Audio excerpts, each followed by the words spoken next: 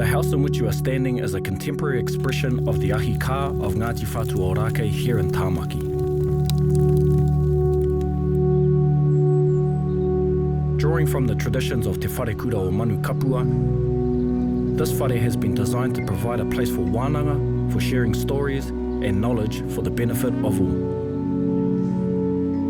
The name also references the traditional colour known as kura, a deep natural red oxide from the earth which was a marker of rangatiratanga. Evident in the design of this whare he tohu rangatira, literally a mark of a rangatira.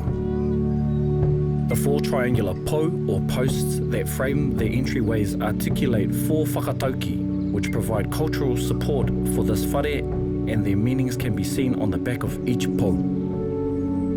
Te Wharekura has also been designed to reflect the importance of being connected to te taiao, or the natural environment. An environmental ethos ki uta ki tai, literally the unbroken interconnection of the land and sea, is reflected in the way that Te Wharekura is laid out and functions. Anei te ahi o Te Wharekura e whita whita nei.